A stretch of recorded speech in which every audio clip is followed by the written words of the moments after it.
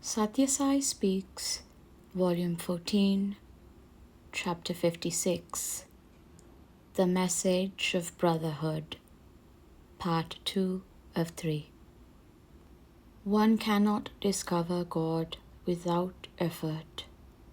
Sometime or other, at some place or other, in some world or other, the inscrutable divine incarnates for the purpose of upholding dharma, righteousness. It takes a recognizable form which is related to the occasion, the time, the place, and the circumstances determining its advent. Do the idle gossip mongers who indulge in aesthetic propaganda make any earnest and sincere effort to find out the nature of the divine? Without such effort, how can the sacred character of the divine be discovered? Special efforts are necessary even for discovering the fire that is in a piece of wood, the butter that is in milk, the oil that is hidden in the seed, or the sugar that is in the cane. If one sets out with zealous seriousness and devotion to discover God, one will certainly find Him. The whole universe is, in fact, sustained by the divine. It is not a human creation. Every person must cultivate belief in God and develop devotion. God exists in every person, permeating every cell of his body. But if you cut a person to pieces, you cannot find him in the different parts. You will only find flesh, bones, blood, etc. Proper methods must be adopted by man to discover the divinity within him. It is because people do not make efforts in the proper way that we have at present confusion, chaos, and discontent everywhere. Build a genuine sense of brotherhood. Today, it is the duty of all those who are connected with the Sathya Sai organizations to promote spiritual discipline and dedicate their lives to social service for leading a purposeful life. To promote the awareness of divinity in human beings and build a genuine sense of brotherhood among people should be their primary aim. Embodiments of the Divine Spirit. Realize that you are not this body, this mind, this intellect, or this intelligence. You are embodiments of the divine. Concentrate all your efforts to realize that. There is nothing that cannot be achieved by yearning and continuous practice. The ancient religion, Sanatana Dharma, eternal universal religion, has indicated many paths through which the divine can be realized. Spiritual practice is essential for realization of the divine. Whatever books you may read, you cannot realize the divine merely by intellectual effort.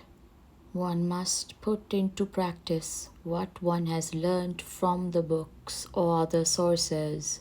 Without spiritual practice and discipline, it is futile to read books or listen to discourses or meet persons, however great. Observing rules is part of spiritual practice. Some changes have now been made in the rules of the Sathya Sai organization. You may ask, what is the need for rules and regulations for those engaged in spiritual quest? The reason will be clear from a simple example. When you plant a sapling, you protect it in the early years of its growth, erecting a fence around it so that animals may not harm it. After the plant has grown into a sturdy tree, there is no need for the fence. Similarly, even in the spiritual path, one has to observe some restrictions and restraints so that one's spiritual growth may not be affected with what is happening in the outside world. In the Sathya Sai organizations, we call our members brothers and sisters of the Sai family, whether a member is from America or Japan or Germany or Russia. He is a brother. If all members are brothers, how can we have different rules for America, Japan, or Germany? Some members from Western countries do not seem to favor the rules of the Sathya Sai organization, which lays down that at bhajans, group singing of devotional songs, and at other meetings, men devotees should sit apart from women devotees. The rule should be applicable to all members, whether they are Indians or non-Indians, in India or elsewhere. It is part of the spiritual discipline that is necessary for devotees. Even a great warrior like Arjuna confessed to Lord Krishna, "The mind is fickle and is very difficult to control." If even Arjuna found it difficult to control his senses, how much more necessary is it for us to have some regulation to control our own minds? Try to function in coordination with others.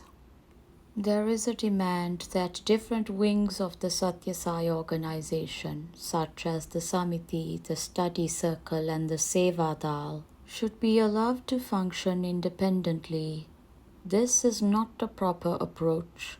All these different units should function in friendly cooperation with each other. Here are the 5 fingers of my hand. The Seva Samiti, service organization, is one finger. The Mahila Vibhag, women's wing, is another. The Seva Dal, service corps, is the third. The Bal Vikas, children's wing, is the 4th, and the Bhajan Mandali, congregational singing group, is the 5th. If you keep each finger off from the other, what is it they can handle? If, on the other hand, all the 5 function together, what is it that cannot be achieved?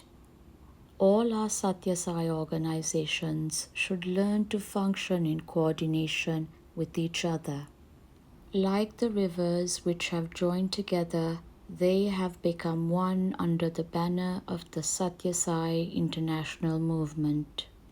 In this connection, there seems to be some doubt amongst our members regarding the international aspect of the Sathya Sai organization. The role of the members of the World Council is not properly understood. Some members in some countries wish to elect their representatives to the World Council.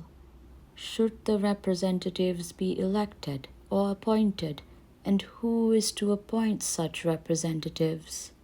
Such questions are being raised by devotees in some countries. By such questioning, there is a danger that politics may enter the organization. In the fight for office through elections among devotees, love will be the victim. Self-love will be misused in the process. If we are to build the Sathya Sai organizations on the basis of love and confidence, we must have selection, and that selection should be made by the Central Council. If elections are allowed, groupism and all kinds of controversies and differences will emerge. End of Part 2 of 3, Prashanti Nilayam, November 22nd, 1980.